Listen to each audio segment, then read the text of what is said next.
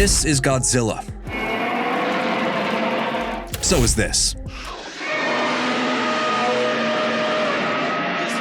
And this. These separate and disparate versions of the iconic kaiju have all been responsible for literal billions of dollars generated at the box office. But only certain iterations of everyone's beloved king of the monsters have stood the test of time. So what separates the good Godzillas from the bad? Well, the answer is both more simple and more complex than you think. Godzilla? 彼が英語で名付けていた。 Godzilla. Before we get too deep into today's battle of the kaiju, please be sure to subscribe to Nerdstalgic for more videos just like this. In 2014, Gareth Edwards directed a film simply titled Godzilla. It was, for many Americans, a reintroduction to one of the most globally beloved characters cinema has ever spawned. It had visual flair and directorial panache, but most importantly to the not-so-familiar with Godzilla American audiences, it was a grounded take on the genre of gigantic monsters destroying a city. This is not going to be some silly, cheesy Hollywood movie. It's going to be like an emotional, epic, cinematic blockbuster. While the film pulled in $529 million, that was not the end goal for this incarnation of Godzilla. The production company behind the project, Legendary Entertainment, was planning something much more grandiose, an interconnected universe of films. There's more out there. What do you mean, more? This world never belonged to us. It belonged to them. The question is how long before they take it back. In quick succession, Legendary released Kong, Skull Island, Godzilla, King of the Monsters, and Godzilla vs. Kong. And yet, while these films inarguably have pulled in literal dump trucks of money, something seems to be missing about them. Culturally, they're not thought of as a cinematic universe in the way that Marvel and DC are. The films are often thought of as less of a universe and more as a series of films that everyone is collectively shocked is still going. They feel like they occupy a similar spot to the original Transformers films. Everyone knows they're dumb, but they can't help themselves. They just want to see the explosions and monster fights. To put it simply, they're disposable. They're not what the first half of the emotionally raw Godzilla 2014 promised. So why haven't these films truly taken off? What is the issue at the core of the monsterverse that's holding it back? We are the cause. We are the infection.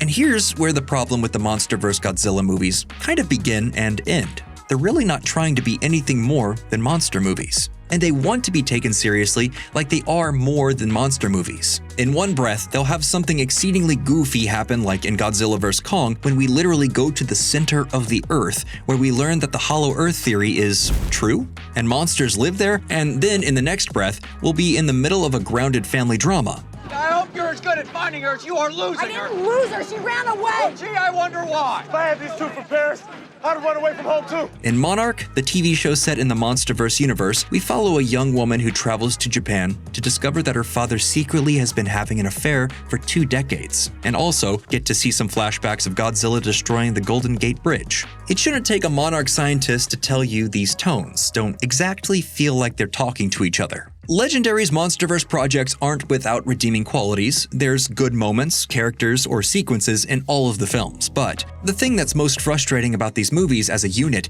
is that they're just not aspiring to the same level of gravitas. Whereas looking across the street, the Toho Godzilla movies have been, no pun intended, on fire lately.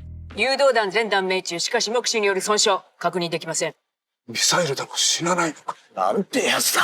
In 2016, you had Shin Godzilla, a political satire that deconstructs the Japanese government's inability to respond to a crisis and save lives. The film is smart and genuinely scary. Even Shin Godzilla's design harkens back to the idea that Godzilla would be visually referential to the atomic bomb's mushroom cloud. Shin Godzilla uses the formula and idea of monster as metaphor and builds an impressive film around it. Then, just this year, Toho releases Godzilla -1, a period piece that takes place right before the original film and follows a kamikaze pilot who failed to sacrifice himself during the war. After returning home from the conflict, he must find a way to live with the shame and disgrace he has brought upon himself. The film is a metaphor for the struggles that Japanese society went through during the fallout from the conclusion of the Second World War. It also features some of the most intense and exciting action sequences the franchise has ever seen.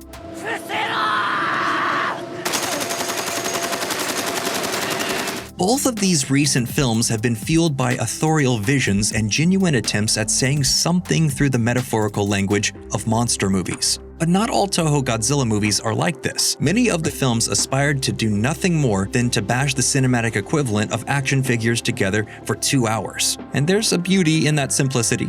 But here's the delineating factor between the Godzilla projects that work and the Godzilla projects that don't. They have to know what they are. Godzilla vs. Mechagodzilla? It knows what it is. It's dumb fun.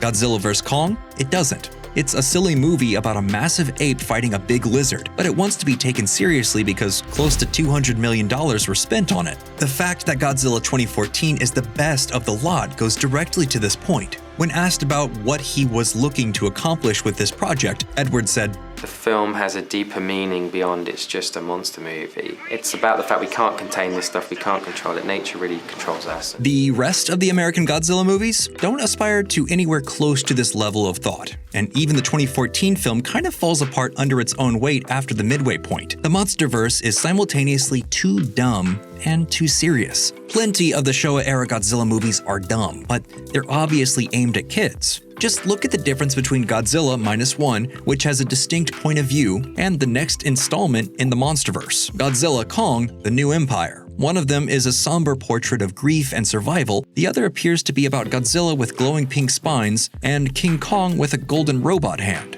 If that doesn't say it all, what does? Is that a mini Kong? Legendary has no faith in its audience. They have no desire to attempt anything other than to make money. The reason Godzilla 2014 was so emotionally grounded is because Legendary hired a real auteur in Gareth Edwards, and for the most part, they allowed him the space to work because they knew that Americans needed the proper way in to Godzilla. That's what the Monsterverse needs. The franchise needs to take a look at where things are and then start hiring auteur filmmakers to make stories that are focused on characters or concepts that are deeply compelling. Find creators who can make the world of Godzilla personal to them. Tell stories that are about what it means to be human, and then use the monsters as the metaphorical representation of those traumas. Make narratives that ask questions deeper than what happens when a big thing explodes. That's how you'll take a few jumbled up films that are considered a franchise because Warner Brothers and Legendary says they're connected in the marketing and build an actual, living, breathing world that people will actually want to spend time and, most importantly, money in. However, there's only one surefire way to guarantee box office returns. Good, old-fashioned stories, told well, will always win in the end. Well, that's all we have for this episode. What do you think? Which is the best Godzilla movie? Drop your answers in the comments below, and as always, please be sure to like, comment, and subscribe for more videos just like this one.